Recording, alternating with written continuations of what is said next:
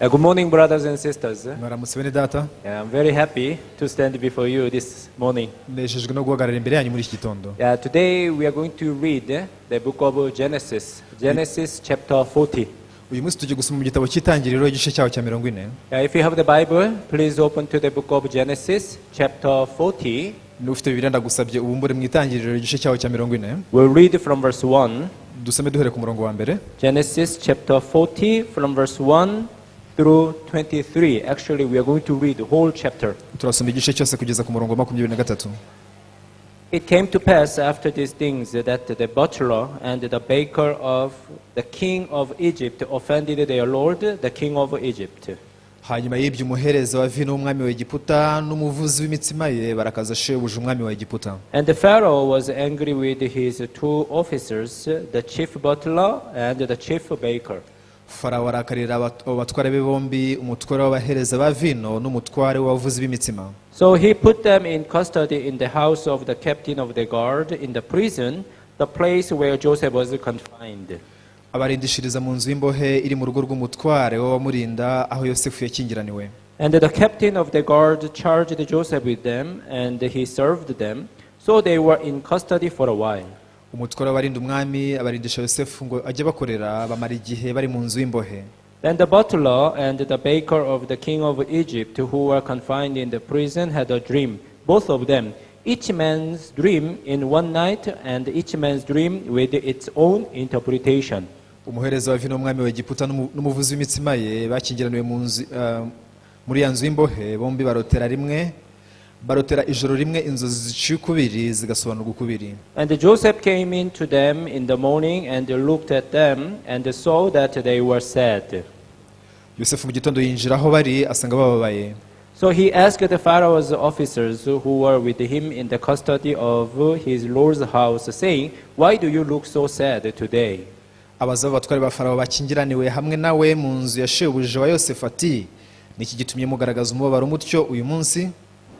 And they said to him, "We each have had a dream, and there is no interpreter of it." So Joseph said to them, "Do not interpretations belong to God? Tell them to me, please."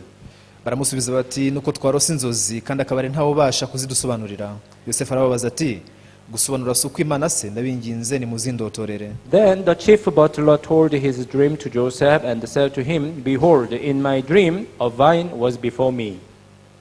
Baramusubiza bati, umuhereza wa vino mukuru arotorera Yosefu inzozi ze ati, narose ngo umuzabibu wari imbere yanjye. And in the vine were three branches. It was as though it budded, its blossoms shot forth, and its clusters brought forth ripe grapes. Kandi wari ufite amashami atatu, mbona usa n'upfunditse uburabyo burarabya, amasere yawe arahisha. Then Pharaoh's cup was in my hand, and I took the grapes and pressed them into the Pharaoh's cup, and placed the cup in the Pharaoh's hand. Igikombe cya Farawo nari ngifite mu ntoki, n'izo nzabibu nzikamurira muri cyo ngihereza Farawo.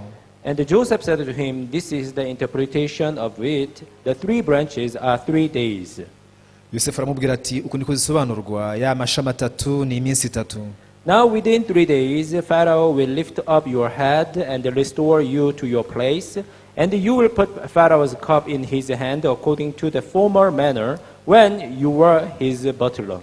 Iminsi itatu itarashira, Farawo aza kuzamura ashyira umutwe wawe ejuru, agusubize mu butware bwawe, ubone guhereza Farawo igikombe nk'uko wahoze ukora kera uri umuhereza wa vino. But remember me when it is well with you, and please show kindness to me. Make mention of me to Pharaoh, and get me out of this house. Maze uzanyibuke ubwo uzabona ibyiza, uzangirire neza ndakwinginze, uzamvuge kuri Farawo, unkuze muri iyi nzu. For indeed I was stolen away from the land of the Hebrews, and also I have done nothing here that they should put me into the dungeon. Nukuri koko banyibye mu gihugu cy'Abaheburayo nino naho banshyize muri iyi nzu y'imbohe nta cyaha nkoze. When the chief baker saw the interpretation was good, he said to Joseph, "I also was in my dream, and there were 3 white baskets on my head." Wamuvuza imitsima mukuru yumvise yuko asobanuriwe ibyiza, abwira Yosefu ati, nanjye narose nikoreye ibyibo bitatu by'imitsima yera. In the uppermost basket, were all kinds of baked goods for Pharaoh, and the birds ate them out of the basket on my head. kandi ikibo cyo hejuru y'ibindi cyarimo imitsima yokeje y'uburyo bwose, shyira Farawo ibisiga biyindira ku mutwe iri mu kibo. So Joseph answered and said, this is the interpretation of it. The 3 baskets are 3 days. Yosefu aramusubiza ati, uku niko zisobanurwa, ibyo byibo bitatu ni iminsi 3. Within 3 days, Pharaoh will lift off your head from you and hang you on a tree, and the birds will eat your flesh from you. Iminsi 3 itarashira, Farawo azashyira hejuru umutwe wawe awugukuyeho, akumanike ku giti, ibisiga bizakuriraho inyama yawe. Now it came to pass on the 3rd day, which was Pharaoh's birthday, that he made a feast for all his servants. And he lifted up the head of the chief butler and of the chief baker among his servants. Ku munsi wa gatatu niwo munsi wo kwibutsa kuvuka kwa Farawo, atekeshereza abagaragu be bose ibyo kurya, ashyira hejuru hagati y'abagaragu be umutwe w'umuherezo wa vino mukuru n'umuvuzi w'imitsima mukuru. Then he restored the chief butler to his butlership again, and he placed the cup in Pharaoh's hand. Asubiza umuherezo wa vino mukuru mu buhereza bwe, ahereza Farawo igikombe. But he hanged the chief baker as Joseph had interpreted to them. Maze amanika umuvuzi w'imitsima mukuru nk'uko Yosefu yabasobanuriye inzozi zabo. Yet the chief butler did not remember Joseph, but forgot him. Ariko umuherezo wa vino mukuru ntiyibuka Yosefu, ahubwo aramwibagirwa. Last week, from Monday to Wednesday, we had the special prayer week. Mu cyumweru gishize kuva ku wa mbere kugeza ku gatatu twagize gahunda y'amasengesho adasanzwe. So I gathered with some brothers and sisters, and we shared the testimonies, and also we had the time in order to listen to the word. Nakoraniye hanga na bene data dusangira ubuhamya ndetse tugira n'akanya ko gusangira ijambo ry'Imana. Of course, that we also prayed to God together. Birumvikana ko twanagize n'akanya ko gusengera hamwe. So I was so thankful to God that after we received the salvation, after we were born again, that we pray to God, and this prayer is heard and answered by God. Nashimye Imana cyane yuko nyuma yuko tumaze kwakira agakiza tuba twemerewe gusenga Imana, kandi ayo masengesho Imana ikayumva. You see that many people, before they receive the salvation, they sincerely pray to God, especially for the forgiveness of their sins. Abantu benshi mbere ko bakira agakiza basenga Imana bashishikaye cyane by'umwihariko kugira ngo bakire agakiza. Some people they prayed, all night long. Even some people they prayed in the deep mountain to get the forgiveness of their sins. Hari abamara ijoro ryose basenga cyane, abandi bakajya mu misozi miremire cyane ngo kugira ngo ibyaha byabo bikunde bibabarirwe. Some people they prayed even more than 10 years, more than 20 years, but they still remained in their sin. Abandi basenga imyaka irenga 10 cyangwa se 20, ariko n'undi bikarangira bakiri mu cyaha. Actually, when we check the Bible clearly states that the prayer of sinners are not heard by God. Iyo turebye muri Bibiliya ivuga neza yuko Imana itajya yumva amasengesho y'abanyabyaha. Even the prayers for their own desires also, that it is not accepted by God. N'isengesho ryaho umuntu asengera ibyifuzo bye, iryo naryo Imana ntigira isubiza. But after we listen to the gospel, ariko iyo tumaze kumva ubutumwa bwiza, after we became born again, iyo tumaze kuvuka ubwa kabiri, when we become the righteous, our prayers are heard by God. iyo tumaze kuba abakiranutsi, icyo gihe amasengesho yacu yumvikana ku Mana. And then we learn the spiritual life. Rero dutangira no kwiga imibereho We y'umwuka. learn how to live by faith. Dutangira kwiga uko twabaho kubwo kwizera. And when we pray by faith, Iyo dusenze kubwo kwizera, you see that this prayer, it must be answered by God. iryo sengesho rero rigomba gusubizwa n'Imana. What is the prayer by faith?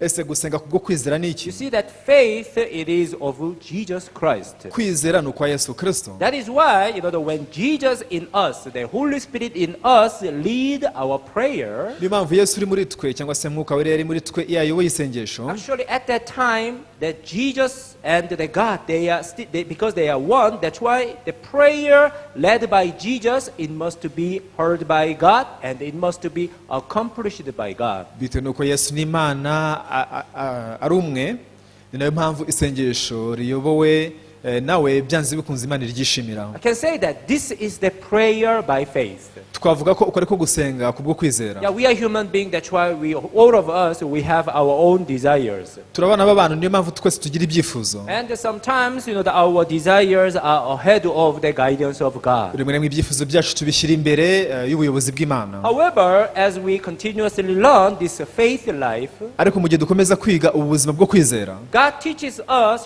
how we are supposed to live live in this world as a true Christians. Imana itwigisha ko tugomba kuba muri iyi si nk'abakristo b'ukuri. We may pray for our own issues in the beginning. Iyo bigitangira dushobora gusengera ibintu byacu bwite. But when you realize that your prayer is led by the Holy Spirit, Jesus in your heart, ariko umenye ko isengesho ribona umwuka wera cyangwa se Yesu uri mu mutima wawe. sometimes you can find yourself praying, what you really, what you did not mean or what you did not even have any kind of idea before. Rimwe na rimwe usanga usengera ibintu utateganyije, ibintu utigeze unatekerezaho mbere. That is the prayer led by the Holy Spirit. Uko niko umuntu asenga ayobowe n'umwuka wera. I'm sure that, that our brothers and sisters, if you keep learning this spiritual life, Bene data niringe neza ko ukomeje kwiga imibereho y'umwuka. you'll be able to realize one by one how to live as a Christian, as a light of the world. Uzagenda utahura buhoro buhoro uko ukwiye kubaho nk'umukristo cyangwa se nk'umucyo w'isi. But in order for you to, to live this true spiritual life, the life of Christians, Ariko kugira ngo ube ubuzima bw'umwuka bw'ukuri cyangwa se ubuzima bw'umukristo, first of all, this point of the eternal life, point of the eternal redemption, it must be very clear in your heart. mbere na mbere ikijyanye n'ubugingo buhoraho kigomba kubanza gusobanuka neza mu mutima wawe. Bible always talks to us in different way, in two ways. Iteka Bibiliya itubwira mu buryo butandukanye, mu buryo bubiri. Even last Wednesday, I was leading the Wednesday service. No kuwa gatatu nayoboye iteraniro ryo kuwa gatatu. Actually, for last 10 sessions of my sermons, I have been talking about the prodigal son. Namaze gutanga ibyiciro bigera ku 10 tuvuga ku mwana w'ikirara. You see that Luke chapter 15, there is a story. There is one parable, which is very famous in the world. Muri Luka 15 harimo inkuru y'umugani w'umamaye cyane mu isi. This story of prodigal son, it is very known story in the world. Iyo nkuru y'umwana w'ikirara ni inkuru izwi cyane mu isi yose. So I preached for last 10 sessions about this prodigal son. Mu byigisho 10 byari byabanje nigishaga mvuga ku mwana w'ikirara. But one thing that we can clearly see is that when this prodigal son walks and when his father walks, these two are totally different. Icyo tubasha kubona neza nuko igihe umwana w'ikirara yakoraga n'igihe se yamukoreraga, ibyo byombi byari bihabanye cyane. It clearly shows us that when you work and when God works, these two are totally different. Bitwereka neza ko hari itandukano rinini cyane hagati y'igihe Imana ikora n'igihe wowe ubwawe urimo kwikorera. Prodigal son, in the beginning, he had a very big confidence. Bigitangira umwana w'ikirara yari ifite icyizere He cyinshi. thought that he could make even more money than that his father makes. Yibwiraga ko ashobora gukorera amafaranga menshi cyane arenze nayo se akorera. He was trusting himself so much. Yari yizeraga cyane. He was full of confidence. Yari yuzuye ishema ryinshi. Yeah, in the same way, there are so many so-called Christians, they believe in God in this way in the beginning. Ni nako iyo bigitangira hari abakristo benshi bizera Imana batyo. Yes, I will keep the law. Bati nzubahiriza amategeko. Yes, I will try my best to fight against sin. Nzagerageza kurwanya icyaha ko nshoboye kose. Yeah, I will pray hard so that I can get the power to overcome the deceit of Satan. Bati nzasenga cyane kugira ngo mbone imbaraga zo kunesha imbaraga za Satani. People in the beginning live with this kind of confidence. Iyo bigitangira abantu babaho bifitiye iki cyizere And they nk'icyo. try their best, to live that kind of clean and upright life before God. Bakagerageza uko bashoboye kose kubaho ubuzima butunganye imbere y'Imana. But what was the end of this prodigal son's, the life? Ariko si niki cyabaye iherezo ry'ubuzima bw'umwana w'ikirara. Even though he started with his own confidence, but he ended with the misery. Naho byatangiye ifite icyizere cyinshi ariko byarangiranye agahinda. Because he lost all the money that he received from his father. Kuko yaje guhomba amafaranga yose yahawe na se. Even he tried to recover, restore everything he lost, but even he failed. Yageragezaga no kugaruza ibyo yahombye byose ariko biramunanira. Furthermore, he tried to get the food that swine eat, but even that one he failed. Byiyongeyeho yifuje no guhazwa n'ibyo za ngurube zaryaga ariko ntiyagira ubimuha. How miserable, was he? Ese yarabayeho mu buzima buteye agahinda bingana That iki? is the consequence of the prodigal son living according to his own calculation, according to his own power. Izo nizo ngaruka zo kumwana w'ikirara yarabayeho agendeye ku mibare ye n'imbaraga ze. But after he realized his true figure, ariko amaze kumenya neza ishusho ye I followed my thought and its end is destruction. ati nari narakurikiye ibitekerezo byanjye none iherezo ribaye kurimbuka. I was supposed to follow the guidance of the Father. nagombaga gukurikira ubuyobozi data yampaga. I was supposed to obey, his teaching. nari nkwiye kumvira inyigisho ze. But I thought that I could make it by myself. natekerezaga yuko nzahirwa ku bwanjye. Now its end is really miserable. ariko dore iherezo ryanjye riteye Now, agahinda. after the prodigal son realized this point, umwana w'ikirara amaze gutahura icyo kintu he decided to return to his father's house. yiyemeje kongera kugaruka mu rugo rwa se. Actually, it is called repentance. icyo nicyo cyitwa kwihana. So after this prodigal son, he returned, to his father's house from his own way. wa mwana w'ikirara amaze kureka inzira ze akagaruka mu rugo rwa se. Now from that moment, his father began to work. kuva ubwo se yatangiye gukora. Now here we can see the great difference. hano turabona itandukaniro rinini cyane. When prodigal son walked by himself, mu gihe umwana w'ikirara yikoreraga ku bwe everything was mess. ibintu byose byabaye akavuyo. Everything was in trouble. ibintu byose byahindutse ibyago. Even not a single problem that this prodigal son could handle by himself.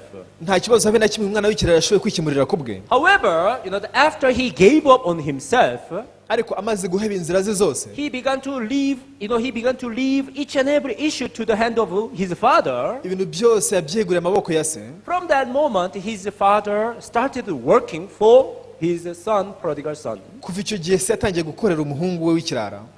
This prodigal son was dirty. uyu mwana w'ikirara yari yanduye. This prodigal son was hungry. uyu mwana w'ikirara yari ashonje. This prodigal son was in the deep darkness. uyu mwana w'ikirara ari mu mwijima w'icuraburindi. No matter how hard he tried to come out of that situation, he failed. uko yageragezaga kwikura muri ibyo bihe kose yahoraga atsindwa. However, as soon as he was met with his father, ariko akimara guhura na se, as soon as his father began to work for his son, se agitangira gukorera umuhungu we. now from that moment, kuva ubwo his hunger was gone, inzara ye yose yarashize. his dirtiness was gone, gusa nabi kose kurarangiye. his even the despair, his darkness was gone. kwiheba n'umwijima wose bagamo byararangiye. Everything was recovered. ibintu byose yarabisubiranye. ryari? When his father walked. igihe se yatangiraga gukora. In the same way, ni nacyo kimwe rero. so many so-called Christians, they try to bring the solution for their sin problem by praying hard, by fasting, by working very hard, but they always remained in condemnation. abantu benshi bita abakristo bagerageza gukoresha umurava wabo n'umwete wabo n'imirimo yabo mu gukemura ikibazo cy'icyaha ariko bikarangira batsinzwe. Yes, maybe that some people may appear as a good person, as a saint, but bishobora kuba abantu bamwe bashobora kugaragara nk'abantu beza b'inyangamugayo, ariko you should know that that is in front of the others. ukwiye kumenya ko bimeze bityo gusa imbere y'abantu. Because in the eyes of God, we human beings, we are dirty and filthy. kora ku maso y'Imana twebwe inyoko muntu turi abantu banduye cyane kandi bahindanye. Even if you look very nice, you look holy before the people, nawe agaragara nk'umuntu mwiza, nk'umuntu utunganye imbere y'abantu, but in the eyes of God, we human beings, we are dirty and filthy. ariko maso y'Imana twebwe inyoko muntu turi abantu banduye kandi bahindanye. God does not receive any person on this earth. muri iyi si nta muntu n'umwe Imana yakwemera Why? kwakira. Because in Genesis chapter 3, God has already cursed the ground. kuko mu gitabo cy'itangira ibice bitatu Imana amaze kuvuma ubutaka. God receives nothing from you. This is something that you always remember. nta kintu na kimwe giturutse kuri wowe Imana ijya yemera. iki ni ikintu ukwiye kuzirikana. Cain, he brought the best offering to God, but this offering from ground, God rejected it. Kayini yitwaje amaturo meza cyane avuye mu butaka ayashyira Imana, ariko Imana yanze kwemera. God does not accept anything from the ground. nta kintu Imana ijya yakira na kimwe giturutse mu butaka. God does not accept anything from human being. nta giturutse ku muntu Imana ijya yakira habe na mba. God only accept the things from Jesus Christ. Imana yakira ibiturutse kuri Yesu Kristo wenyine gusa. Hallelujah. That's why God always check whether you have the blood of Jesus in your heart clearly and biblically. niyo mpamvu icyo Imana ibigenzura ni ukuba ufite amaraso Yesu Kristo mu mutima wawe neza koko hashingiwe kuri Bibiliya. No matter how many sins you may have in your heart, ibyaha ufite uko byabingana kose mu mutima wawe, because God sees the core of your heart. kubera ko Imana ireba mu izingiro ry'umutima wawe. Some people outwardly they appear as a good person, but inside of their heart they also have dirty and filthy thought like others. hari abantu bamwe na bamwe bagaragara nk'abantu beza urebeye inyuma, ariko mw'imbere mu mitima yabo bakagira imigambi mibi n'ibitekerezo bibi. There is no one who dare to show what is in their heart to others in this world, for sure. muri isi nta muntu ujya uhangara kugaragariza abandi biri mu mutima we. Is it true? ese nibyo koko? Huh? Do you think you can open your heart and to show what is in your heart to others freely? ese utekereza ko ushobora gufungura umutima wawe ukereka abantu bose biri mu mutima wawe wisanzuye? Do you think you can do that? utekereza ko wabibasha? No, there is no one who can do that in this world. reka da nta muntu n'umwe wakora ibintu nk'ibyo muri iyi si. Even I myself. yewe ndetse nanjye ubwanjye. Why? Because I know that I have hatred in my heart. ko nzi neza ko mbana n'urwango mu mutima wanjye. I have lust in my heart. mbana no kwifuza mu mutima I wanjye. have the covetousness in my heart. mbana n'irari mu mutima I wanjye. have the jealousy in my heart. mbana n'ishyari mu mutima I have wanjye. the madness in my heart. mbana n'ibisazi mu mutima Do wanjye. you think only me I have such things? none mutekereza ko ari njye ubifite njyenyine? What about you? woweho bite? You have or not? ngo namwe murabifite? Yes, this is what Bible says actually. ni koko uko niko Bibiliya ivuga. I preach based on the Bible.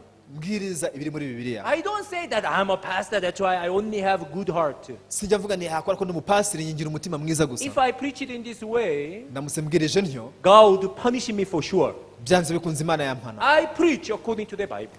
mbwiriza ibijyanye na Bibiliya.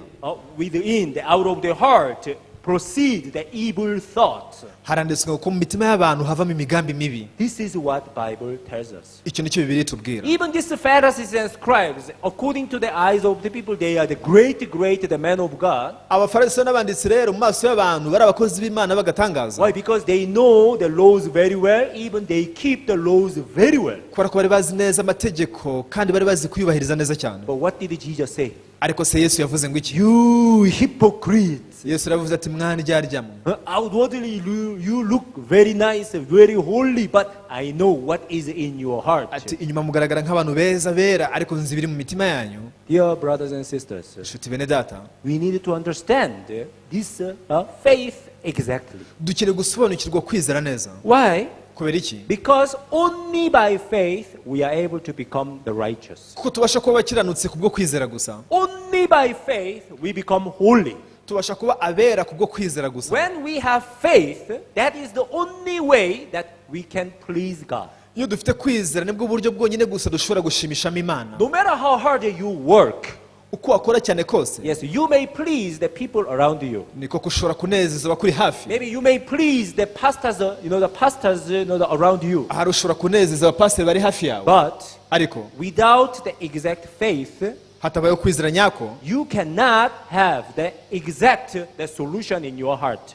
ntabwo ushobora kubona umuti nyawo mu mutima wawe. Without the faith, hatabayeho kwizera, you can never ever please God. ntabwo wazigera ushimisha Imana. Hallelujah. Today I read Genesis chapter 40. uyu munsi ndasomye mu itangiriro igice cya 40. Genesis chapter 40 also, this is a great story.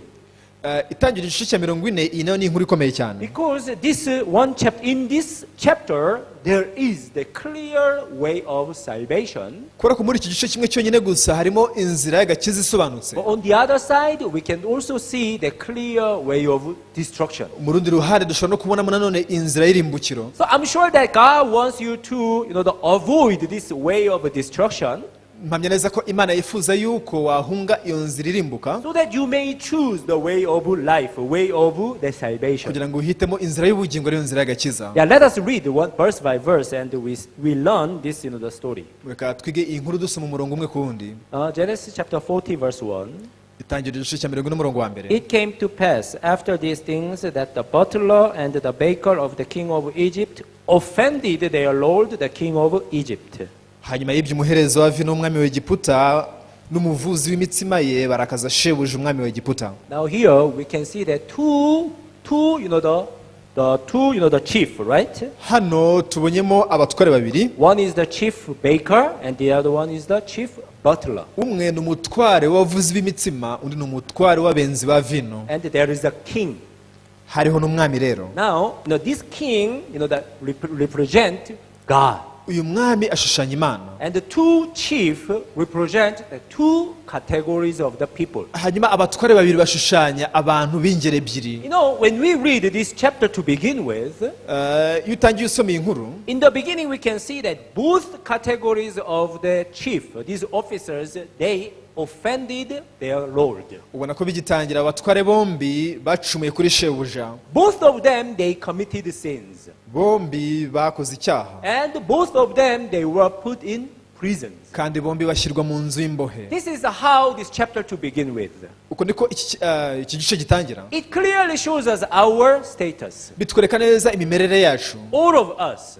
twese ko twakabaye, That we were born in sin. twavukiye mu cyaha, And we were born, the seed of sin. That's why we were imprisoned. twavukanye ingemwe y'icyaha, nicyo cyatumye dushyirwa mu nzu y'imbohe. We are born as sinners. Twavutse turi abanyabyaha. Yeah, Romans chapter 5, from verse 12, it clearly, states about this point. Iyi ngingo ivugwa neza mu gitabo cy'Abaroma ibice 5 guhera ku murongo wa 12. After Adam and Eve committed sins against God, Adamu na Eva bamaze gucumura ku Mana, they forsook the word of God and they took the fruit of knowledge of good and evil. baretse ijambo ry'Imana no kubafata ku rubuto rw'ubwenge bumenyekanisha icyiza n'ikibi. From that moment, everyone in this world, we were separated from God. Kuva ubwo abantu bose muri iyi si twahereye ko dutandukana n'Imana, And we are born in sin. tuvukira mu cyaha. No matter how hard we tried, we cannot destroy that middle wall of separation, which is sin. Uko twagerageza cyane kose ntabwo dushobora guhirika urukuta ruri hagati yacu rutandukanye n'Imana, ari rwo cyaha. And we are under the power of Satan, power of darkness. Tubaho rero tuganzwa n'imbaraga z'icyaha n'imbaraga z'umwijima. That's why, no matter how hard we try to stop sinning and to keep the law, but we always fail. Niyo mpamvu ko twagerageza cyane kose kureka ibyaha no kubahiriza amategeko birangira Do dutsinzwe. you understand my point? This is really important.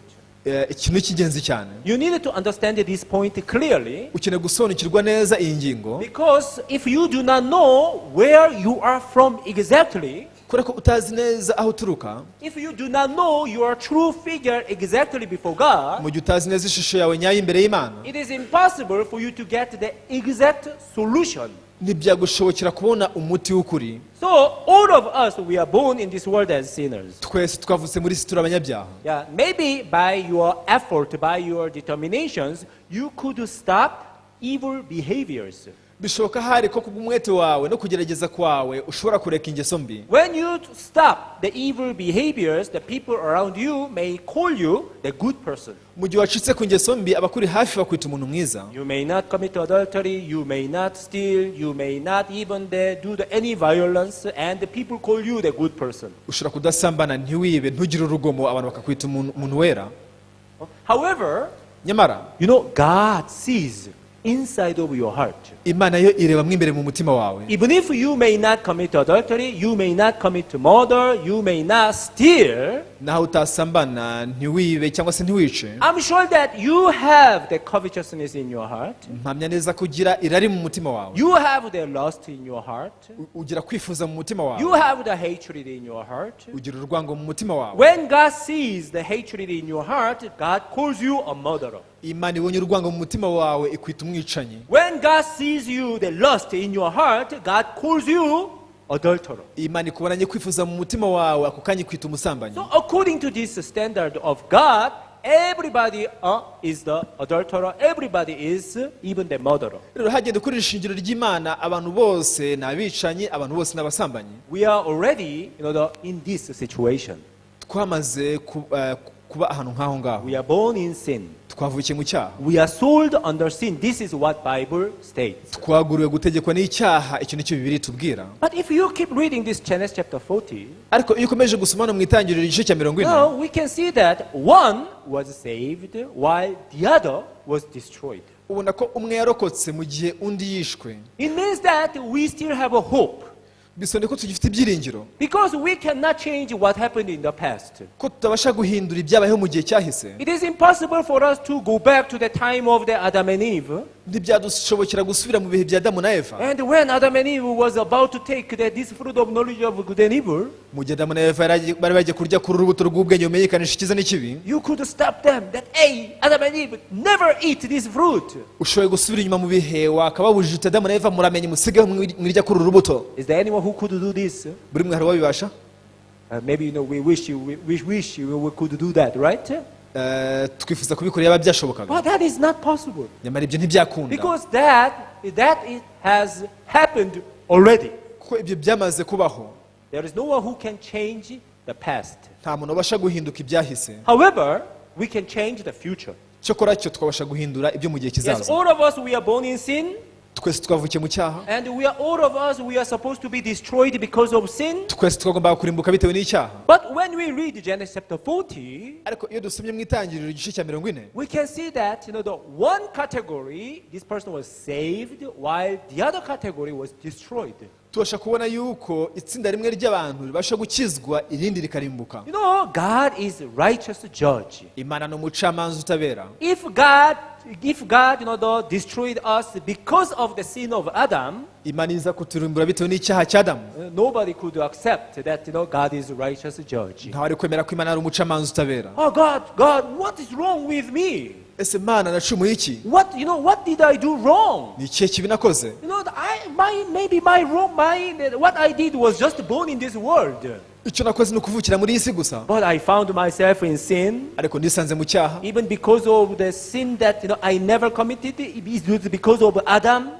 kandi n'ibyaha nakoze byatewe na Adamu. Because of Adam, I was born in sin, and because of Adam, this sin made me sin continuously. Bitewe na Adamu navukiye mu cyaha, icyo cyaha kincumuza buri gihe cyose. If you destroy me because of the sin of Adam, this is unfair. We would say like this. Undimbuye umpora icyaha cya Adamu, byaba ari akarengane, uko niko wavuga. However, Cyokora cyo God never judges you and punishes you because of sin of Adam. Imana ntigeze iguciraho iteka ngo ikurimbure bitewe n'icyaha cya Adamu. Why? Kubera iki? Because God has already prepared the perfect way and perfect solution for that sin. Kubera ko Imana amaze gutegura inzira itunganye n'umuti utunganye w'icyo cyaha. Yeah, this story, these two officers, they were in the prison. No muri iyi nkuru aba batware bombi bashyizwe mu nzu y'imbohe. But the one officer, chief butler, he was saved. Umutware umwe w'abenzi ba vino yaje gukizwa. And chief baker, he was destroyed. Hanyuma umutware wavuze b'imitsima And ararimburwa. there must be the difference. Hagomba kuba hari itandukaniro. And what was the difference between these two officers? None itandukaniro hagati y'abatware bombi ryari rihe? Actually, dream. Ni inzozi. Yeah. Dream, it represents the status of their heart. Inzozi zishushanya imimerere y'umutima. According to what kind of heart or what kind of faith they have in their heart, it was described through their dreams. Bitewe n'umutima bari bafite n'inzozi bari bafite byagaragariye mu nzozi zabo. Do you understand what I mean? Icyo ndi kuvuga muracyumva? Do you sometimes have a dream when you have the certain strong wish or when you have some strong, the concerns? Ese waba warigeze urota mu gihe wari ufite icyifuzo gikomeye cyane cyangwa se ikintu runaka urarikiye? Sometimes your strong wish or your strong the willingness, it appears in your dream. Rimwe na rimwe icyifuzo cyawe cyangwa se ubushake bw'icyo ushaka hari ubwo bigaragara no mu nzozi. Did you ever have such the dream in your life? Ese mu buzima bwawe warigeze ugira inzozi nk'izo? You understand? Yeah, even their dreams clearly describes the status of their heart. Aba nabo inzozi zabo zashushanyije neza imimerere y'umutima wabo. Now, when we read from verse 9, Iyo usomye guhera ku murongo wa 9, first of all, let us study the dream of chief butler. reka tubanze turebe inzozi z'umutware w'abenzi ba vino. Genesis chapter 40 from verse 9. Itangira igice cya 40 umurongo wa 9 from verse 9 through 11. kugeza ku wa 11. This was the dreams of chief butler. Izi nzozi ari inzozi z'umutware w'abahereza vino. Then the chief butler told his dream to Joseph and said to him, Behold, in my dream a vine was before me. Umuhereza wa vino mukuru arotorera Yosefu inzozi ze ati, narose ngo umuzabibu wari imbere yanjye. And in the vine were 3 branches. It was as though it budded, its blossoms shot forth, and its clusters brought forth ripe grapes. kandi wari ufite amashami atatu mbona usa n'upfunditse uburabyo burarabya amasere yawe arahisha. Verse 11, then Pharaoh's cup was in my hand, and I took the grapes and pressed them into Pharaoh's cup and placed the cup in Pharaoh's hand. Umurongo wa 11 ngo igikombe cya Farawo nari ngifite mu ntoki nenda izo nzabibu nzikamurira muri cyo ngihereza Farawo. A vine was before me. This is really important. Iki kintu ingenzi cyane aho yagize ati nabonye umuzabibu wari imbere yanjye. You know, once a month we have the Holy Communion. Rimwe mu kwezi tugira umuhango w'ifunguro ryera. And this vine represented the blood of Jesus. Iyi vino rero ishushanya amaraso ya Yesu. Now here Chief Butler said that a vine was before me. It means that he was behind the vine.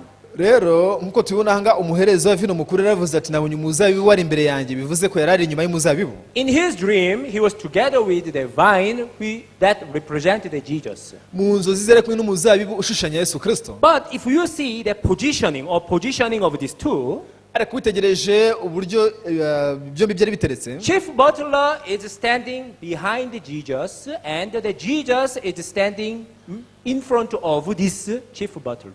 Umuhereza wa vino mukuru yarahagaze inyuma ya Yesu, Yesu yarahagaze imbere y'umuhereza wa vino mukuru. Are we together? Turi kumwe? Now this clearly, that shows us the way of salvation. Ibi biratwereka neza inzira y'agakiza.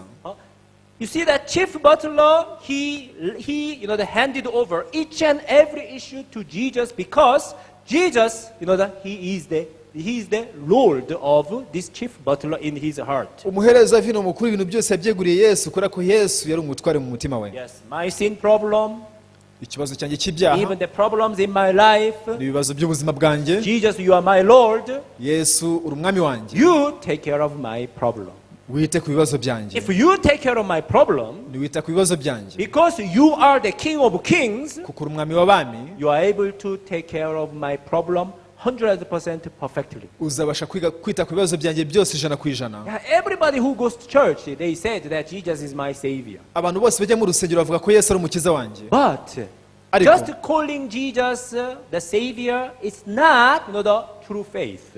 Kwita Yesu umukiza ubwabyo icyo si cyo kwizera kukuri. Because so many people they just believe in Jesus by mouth only, not by heart. Kuko abantu benshi bizera Yesu ku munwa gusa bitari mu mutima. That's why even though they said that Jesus is my savior, but they have never been saved by Jesus from their sins. Impamvu nubwo bivugira ko Yesu ari umukiza wabo ariko ntabwo bigeze bakizwa ibyaha byabo na Yesu. That's why they still remain in sin, they still remain in condemnation. Impamvu bakomeza kuguma mu cyaha biciraho iteka. If you really believe that Jesus is your savior, uba wizeye ko Yesu ari umukiza wawe koko, and Jesus, he said on the cross that it is finished, kandi akaba yaravugiye ku musaraba ati birarangiye. If really Jesus, that he did the eternal redemption, niba koko Yesu yaragusohoreje gucungurwa kw'iteka, as a result of it you are supposed to have the eternal life. nk'umusaruro w'ibyo akagombye kugira ubugingo buhoraho. Eternal life is the life without death. ubugingo buhoraho n'ubuzima butabamo urupfu. If you have sin in your heart, uba ufite icyaha mu mutima wawe, since the wages of sin is death, it means that you are living with still death. bitewe no ibihembo by'icyaha ari urupfu, bisobanuye kuba ukibana n'urupfu. If you have the death, it does not mean that you have the eternal life. niba ufite urupfu bisobanuye ko nta bugingo buhoraho ufite. That's why so many people, even though they said they believe in Jesus, but they live having nothing to do with Jesus in their heart. niyo mpamvu nubwo abantu benshi bavuga ko bizera Yesu ariko mu mitima babaho ntacyo bahuriyeho na Yesu. The reason is only one. impamvu ibitera nimwe gusa, they believe in Jesus, bizera Yesu, but at the same time also they believe in their works. ariko nanone bakongera bakizera imirimo yabo. Chief Butler was different. umutware w'abahereza vino yaratandukanye. He stood behind Jesus. yahagaze inyuma ya Yesu. That's why he handed over all issue 100% to Jesus. niyo mpamvu ibyo byose yabyeguriye Yesu 100%. Only Jesus worked for him. Yesu niwe wamukoreye wenyine gusa. Chief Butler did not add, did not contribute anything to this, the vine. umutware w'abahereza vino ntacyo yigeze yongera kuri iyi vino. Are we together? Next is what? igikurikiraho ni iki? Next is the chief baker. ikindi rero ni umutware w'abavuzi b'imitsima. In his dream, mu nzozi ze, verse 16, umurongo 16, when the chief baker saw that the interpretation was good, he said to Joseph, I also was in my dream, and there were 3 white baskets on my head. wamuvuza imitsima mukuru yumvise yuko amusobanurira ibyiza, abwira Yosefu ati nanjye narose nikoreye ibyibo 3 by'imitsima yera. In the uppermost basket were all kinds of baked goods for Pharaoh, and the birds ate them. out of the basket on my head. kandi ikibo cyo hejuru y'ibindi cyarimo imitsima yokeje y'uburyo bwose, shyira Farawo ibisiga biyindira ku mutwe iri mu kibo. Here you can see that 3 white baskets. Hano tubonyemo ibyibo bitatu by'imitsima yera. Yeah, 3 white baskets, it represents the body of Jesus Christ. Ibyibo bitatu by'imitsima yera bishushanya umubiri wa Yesu Kristo. Actually, body of Jesus Christ is more than enough to save you from your sins. Ubundi rero umubiri wa Yesu Kristo urahagije cyane kugukiza ibyaha But byawe. even let's see the positioning of these two parts. The two, Reka twitegereze neza pozisiyo y'ibintu byombi. Jesus and the chief baker. Yesu ndetse n'umutware wavuzi b'imitsima. I told you that 3 white baskets represent Jesus. Nababwiye ko ibyibo bitatu by'imitsima yera bishushanya Yesu. Yeah, on his head he has these 3 white baskets. Yari yikoreye ibyo byibo bitatu by'imitsima yera ku mutwe we. But here, verse 17, in the uppermost basket were all kinds of baked goods. Ariko no murongo wa 17 bavuga neza yuko hejuru y'ibyo byibo yageretse imitsima yokeje y'uburyo bwose. Now here we can see that this chief baker added all kind of baked goods on the top of the three white baskets. Hano tubona neza ko uyu mutware yageretse imitsima yokeje y'uburyo bwose hejuru ya bya byibo bitatu by'imitsima yera. What does this mean? Ese ibyo bisobanuye iki? Who is higher between Jesus and this chief baker? Ubwo ninde wari hejuru hagati ya Yesu ndetse n'umutware w'abavuzi b'imitsima? It is true that chief baker was carrying the 3 white baskets. Ni koko uyu mutware yikoreye ibyibo bitatu by'imitsima yera. But in the uppermost he put the all kind of baked goods. Ariko nyamara hejuru y'ikibo ashyira imitsima yokeje y'uburyo bwose. The reason why people are destroyed is because of this. Igituma barimbuka ni iki ngiki. This is also the trap of Satan. Uyu nawo ni umutego wa Satani. Satan always tells the people, Satani igihe cyose arabwira abantu yes, it is good for you to believe in Jesus. Kwizera Yesu ni byiza koko. Yeah, it is true that Jesus is your savior. Ni koko Yesu ni umukiza wawe. But Ariko that his work, his crucifixion, his body, his blood is not enough. That's why you have to add your own works, your good performance. umurimo we, umubiri we, amaraso ye ntabwo bihagije, niyo mpamvu ugomba kugerekaho imirimo yawe ndetse n'ibikorwa byawe. And that became the bread of Satan. Ibyo biza guhinduka imitsima ya Satani. That became the bread of the devil, which represented these birds. Byahindutse imitsima ya Sekibi ari ugereranywa n'ibi binyoni. So many people, since they do not have the exact faith toward the body of Jesus, toward the blood of Jesus, that's why they try to add their own works. Bitewe n'uko abantu benshi batizera umubiri wa Yesu gusa n'amaraso ye byonyine gusa, nicyo kibatera kugerekaho iyo mirimo yabo bwite. On the top of the 3 white baskets, he added all kinds of baked goods. Ku kibo cyari hejuru y'ibindi byose yageretseho imitsima yokeje uburyo bwose. This is the difference between the chief butler and the chief baker. Niryo tandukaniro hagati y'umutware w'abavuzi b'imitsima ndetse n'umutware w'abahereza For vino. chief butler, he was standing behind Jesus. He was completely covered by Jesus. Umutware w'abahereza vino yari ahagaze inyuma ya Yesu, bivuze ko yari atwikiriwe na Yesu wese uko But yakabaye. chief baker, he covered Jesus. Ariko uyu mutware w'abavuzi b'imitsima we yatwikiriye Yesu. Why? Because chief baker, that he put himself on the Jesus Christ.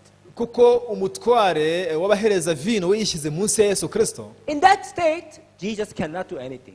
Mu gihe bigenze bityo rero Yesu ntacyo yakora. Why? Because that is the sin of Satan. Kuko icyo ni icyaha cya Satani. The Lucifer tried to lift up himself. Lusoferi yagerageje kwishyira hejuru. I will become like the Most High. Nzaba nk'isumba byose. I will be like the Most High. Nzaba nk'isumba byose. He exalted himself. Yishyize hejuru. Chief baker's sin is the sin of this Lucifer, Satan. Icyaha cy'umutware w'abavuzi b'imitsima ni icyaha cya Sekibi cya Lusoferi. And he has no choice but to become the bread of Satan. Ntandi mahitamo yagize usibye guhinduka umutsima wa Satani. And eventually, chief baker was destroyed. Amaherezo rero uyu mutware w'abavuzi b'imitsima yaje My kurimburwa. question is this, dear brothers and sisters. Bene data rero ikibazo dukwiye kwibaza ni iki? Do you rely on Jesus only, or do you, rely on Jesus as well as your contribution, your works? Ese wiringira Yesu Kristo wenyine gusa cyangwa se wiringira Yesu Kristo ugeretseho akawe ushyize umusanzu wawe. If you think that, that you needed to contribute to something on the works of Jesus, niba utekereza ko hari ikintu ukeneye kunganira ku murimo wa Yesu, it is not because you respect Jesus, ntubiterwa no kuba wubaha Yesu, but it is because you despise Jesus. ahubwo biterwa no gusuzugura Yesu. You distrust Jesus. Ntiwizera Yesu. Jesus, I don't think your work is perfect. Yesu, sintekereza ko umurimo wawe utunganye. That is why I needed to add my own works. Ni mpamvu nkeneye kugerekaho imirimo I yanjye. needed to add my own contribution. Nkeneye gushyiraho akanjye. Now that is the distrust.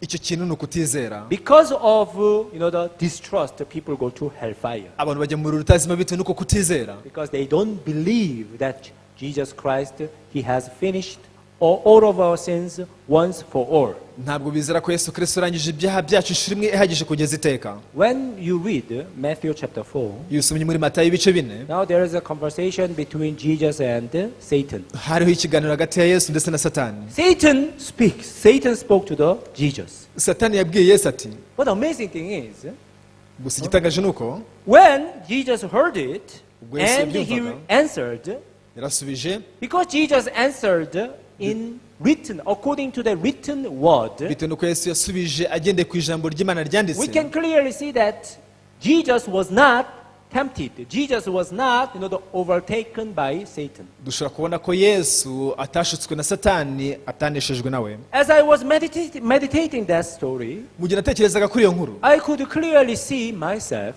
naje kwibona neza because the devil always speaks to me.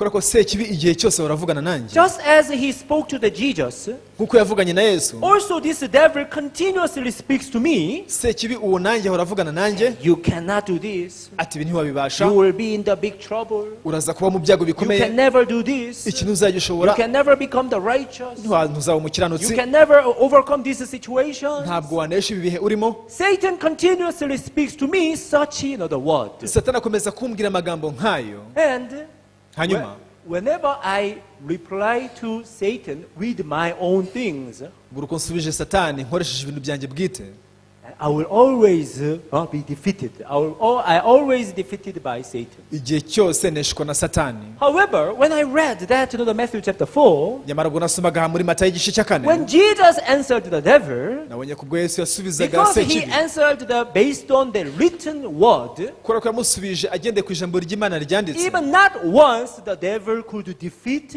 the Jesus Christ. Sekibi ntiyigeze anesha Yesu Kristo habe na rimwe. This is the spiritual life. Ubu nibwo buzima bw'umwuka, This is the life of Christians. ubu nibwo buzima bw'abakristo. Yes, the devil continuously speaks to me ni koko Sekibi akomeza kuvugana nanjye, negative way, in a negative way, in a dark way, ambwira and amagambo despair, y'urucantege, yuzuye umwijima, hopelessness, nta byiringiro, so many fear and concerns in my life, in my heart. nkagira ubwoba bwinshi n'impungenge mu mutima wanjye no mu buzima bwanjye. What I have to do is like chief butler, I stand behind Jesus, so that Jesus who stands before me and answer the devil. icyo nkwiye gukora nta kindi ni uguhagarara inyuma ya Yesu nk'umutware wabahereza vino kugira ngo Yesu abe ari usubiza Satani. Hallelujah. In your heart, mu mutima wawe Satan speaks to you continually. Satani ahora avugana nawe igihe cyose. Satan continuously attacks you. Satani ahora kugabaho ibitero. So I want us to go to there. 1 Peter. Reka dusome mu rwandiko rwa mbere rwa Petero. Yeah, 1 Peter chapter 5. Petero wa mbere ibice 5. After book of Hebrews, nyuma y'igitabo cy'Abaheburayo, you can go to the 1 Peter chapter 5. Reka dusome muri Petero wa mbere ibice 5. Hebrews, James and the 1 Peter. Habanza Abaheburayo, Yakobo ndetse na Petero wa mbere. 1 Peter chapter 5 verse 8. Petero wa mbere ibice 5 umurongo wa 8. Be sober, be vigilant, because your adversary, the devil, walks about like a roaring lion, seeking whom he may devour. Haranditswe ngo mwirinde ibisindisha, mube maso, kuko umurezi wanyu Satani azerera nk'intare yivuga ashaka kubaconshomera. Now you see, the devil walks around you like a lion. ngo Satani ahora ajarajara hafi yawe nk'intare. Why? Kubera iki? Because Satan wants to devour you. ko Satani ashaka kuguconshomera. He tried to wait for the chance that he can devour you. ahora arekereje ashakisha amahirwe yo kuguconshomera. You understand? Urabyumva? If you stand against Satan by yourself, like chief baker, ugerageje kurwanya satani ku bwawe nk'uyu mutware w'abavuzi b'imitsima, you have no choice but to become the bread of Satan. nta yandi mahitamo ugira usibye guhinduka umutsima wa satani. However, like chief butler, if you stand behind Jesus and Jesus stand before you, nyamara uramutse ubigenje nk'umutware abahereza vino ugahagarara inyuma ya Yesu, Yesu agahagarara imbere yawe. when Jesus, that deals with Satan, mu gihe Yesu ari guhangana na satani, because Jesus always talks about the word of God, the written word. kuko iteka Yesu avuga ijambo ry'Imana ryanditse, Now, by the power of Jesus, you will be able to overcome the devil. ibyo uzashobora kunesha sekibi kubw'imbaraga za Yesu. Hallelujah. In order for you to rely on Jesus, kugira ngo wishingikirize kuri Yesu, you see that you need to know who Jesus is. ukeneye kubanza kumenya Yesu uwo ari we. You need to know what Jesus talks about. ukeneye kumenya icyo Yesu avuga. You need to know his heart clearly. ukeneye kumenya neza umutima we, Not the Jesus in your thought, in the imagination. bitari Yesu uri mu bitekerezo byawe wowe undi wihimbiye, Because there is an image of Jesus in the imagination of the people. kubera ko hari Yesu abantu bibwira gusa mu myumvire yabo. But you should believe in Jesus in the Bible. nyamara ukwiye kwizera Yesu uko agaragara muri Bibiliya. You should know and you should learn what kind of the Jesus is in the Bible. ukwiye kumenya ukaniga Yesu uri muri Bibiliya uwo ari we. People who believe in Jesus, abantu bizera Yesu they give the space to Jesus, and Jesus leads their life. baha Yesu umwanya mu buzima bwabo, Yesu akabayobora. Problem of my sin, ikibazo cy'ibyaha byanjye, problem of my life, ikibazo cy'imibereho yanjye, problem of even my future. n'ikibazo cy'ejo hazaza hanjye, You see that I hand them to Jesus. byose mbyegurira Yesu. Why? kuki? Because Jesus is my Lord. kubera ko Yesu ari umwami wanjye, He is much better than I am. we aranduta cyane. Yes, I am the father of my children. ni koko ndi se w'abana banjye, I have a great wish to take care of my children very well. mfite icyifuzo gikomeye cyo kwita ku bana banjye But neza, when I compare myself with Jesus, ariko iyo nigereranyije na Yesu, He is much better than I am in terms of taking care of my children. ashoboye kwita ku bana banjye cyane kurenza uko njye nabikora. That's why I give this job to Jesus. niyo mpamvu umurimo nawe uhariye Yesu, And I rely on Him. nkamwiringira. Jesus, nti Yesu, I need your guidance. nkeneye kuyoborwa nawe. Yes, I have this wish, I have that wish, ni kuko mfite icyifuzo iki n'iki, I have that plans, but mfite umugambi uyu n'uyu, ariko without your permission, I will never do this. hatabaye uburenganzira bwawe iki sinakwigira ngikora. Without your guidance, I will never do this. ntayobowe nawe ibi sinakwigira mbibasha. God, you work for my children. Mana korera abana banjye, You work for my brothers and sisters. korera bene data. Yeah, I have my own plans. mfite imigambi yanjye bwite. Sometimes I doubt rimwe na rimwe ariko nyashidikanya if it is my own wish or it is my own plans or it is the heart that I receive from God. niba iki kintu runaka ari umugambi wanjye, ari ubushake bwanjye gusa, cyangwa se ari umutima nahawe n'Imana. That's why I take my time to pray to God. niyo mpamvu mfata akanya nkasenga Imana. Even I, take the time to discuss with the pastors and leaders. mfata n'akanya ko kuganira n'abapasiteri ndetse n'abayobozi. God, if you are happy, with this idea, Imana niba wishimira iki gitekerezo, you also give the peace in the heart of the pastors, in the heart of the leaders. uhe amahoro mu mitima y'abapasiteri n'abayobozi. Brothers and sisters, bene data, do you believe in Jesus? ese wizera Yesu? Yes, you believe in Jesus. I'm sure that everybody would say that I believe in Jesus. ndamya neza ko umuntu wese ashobora gusubiza ati yego nizera Yesu, But here my question is, how do you believe in Jesus? ariko dukwiye kwibaza tuti ese wizera Yesu ute? Do you believe in Jesus like chief butler, or do you believe in Jesus like chief baker? aho ntiwaba wizera Yesu nk'uyu mutware w'abahereza vino, cyangwa wizera Yesu nk'uyu mutware w'abavuzi Yeah, b'imitsima. both of them, they were together with the things of Jesus Christ. bombi bari bafite ibintu bya Yesu Kristo. Chief butler, he was together with the blood of Jesus. umutware w'abahereza vino ari kumwe n'amaraso ya Yesu. Chief baker, he was together with the body of Jesus. umutware w'abavuzi b'imitsima yari ari kumwe n'umubiri wa Yesu. Chief butler, he did not add anything on that blood of Jesus. umutware w'abahereza vino nta kintu yigeze yongera ku maraso ya Yesu. He relied on the blood of Jesus 100% perfectly. Yishingikirije amaraso ya Yesu Kristo yonyine gusa ijana ku ijana. But chief baker, Ariko umutware w'abavuzi even though he b'imitsima, was together with these 3 white baskets which represent the body of Jesus, nubwo yari afite ibibyibo bitatu by'imitsima yera bishushanya umubiri wa Yesu, he added all kind of baked goods. ariko yageretseho imitsima yokeje y'uburyo bwose. Why? Kuki? Because of distrust. Bitewe no kutizera. I don't think it is enough. Ati sinibaza ko ibi bihagije. Many people say, Abantu benshi bagiye bavuga bati, is it enough to have faith? ese kwizera gusa birahagije? Is it enough that we only believe in the blood of Jesus and death of Jesus? Bati se twize amaraso ya Yesu n'urupfu rwa Yesu gusa byonyine birahagije? Don't we need to contribute to something? Ese ntacyo dukeneye kongeraho? People, they say it like this, without any doubt. Abantu bagiye bavuga batyo nta no kubishidikanyaho. But that is the deceit of Satan. Nyamara icyo ni igishuko cya Satani. If you really have the biblical faith in your heart, Bafite kwizera gushingiye kuri Bibiliya neza mu mutima wawe. this biblical faith Uko kwizera ko muri Bibiliya will make a great works in your life.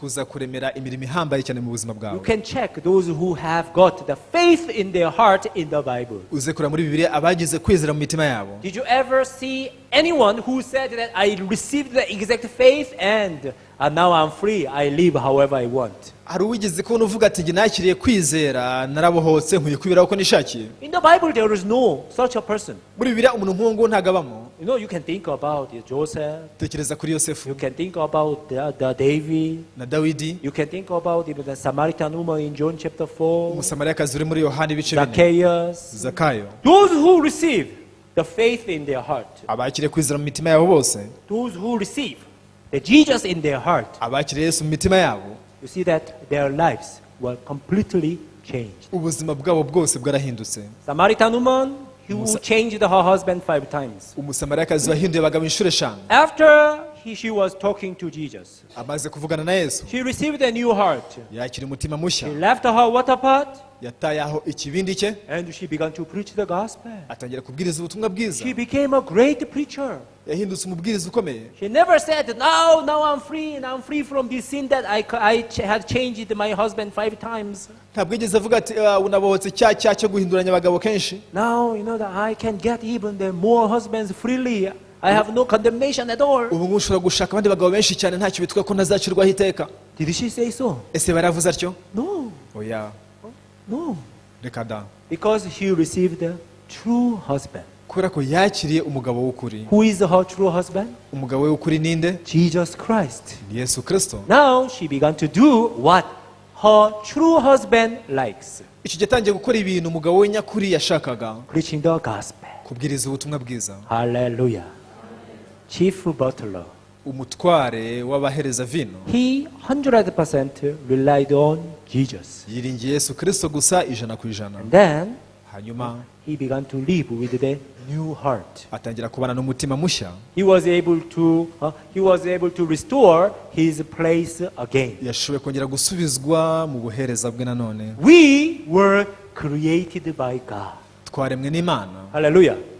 But we lost it ariko twarabitakaje because of the deceit of Satan. bitewe n'igishuko cya Satani. But when we relied on Jesus Christ 100%, Ariko mu gihe twiringiye Yesu 100%, we are able to restore that position. tubasha kongera gusubirana uwo mwanya. That's why the Bible says you are the new creation. Niyo mpamvu bivuga ngo uri icyaremwe gishya. You know that verse? Cyanditswe murakizi You are the new creation. ngo uri icyaremwe gishya. Because through Jesus we are able to restore that position. Kubera ko binyuze muri Yesu Kristo tubasha kongera gusubirana uwo mwanya. And we are able to dominate over all things in the world. Nuko tukabasha kugenga ibintu byose byo mu isi. Any problems, any challenges, any hardships, you see that nothing can separate us from our God. Ikibazo icyo ari cyo cyose, amakuba yari yose n'ibyago ibyo ari byo byose nta kimwe kibasha kudutandukanya n'urukundo rw'Imana. We are more than conquerors. Turushishwaho kunesha. Hallelujah. I hope that you believe in this. Niringiye ko ibi wabyizera. You believe in Jesus like chief butler. Wizere Yesu nk'uyu mutware w'abahereza vino. Never don't believe in Jesus like chief baker. ntuzigere wizera yesu nk'uyu mutware wavuze ib'imitsima Because if you believe in Jesus like chief baker, kubera ko niwizera yesu nk'uyu mutware wavuze ib'imitsima you will be destroyed like him. uzarimbuka cyo kimwe nkawe. Amen? Yes, I will speak up to here. Reka nsoreze aha. So I hope that everybody that has close your eyes and pray individually. Reka mbasabe muhumirize buri wese asengere mu mutima we. You pray to God individually as you meditate this story. Usenga Imana mu mutima wawe mu gihe urimo kwiyumvira muri iyi nkuru. God wants all of us to take the way of chief butler. Imana ishaka ko twese twagendera mu nzira y'umutware w'abahereza vino.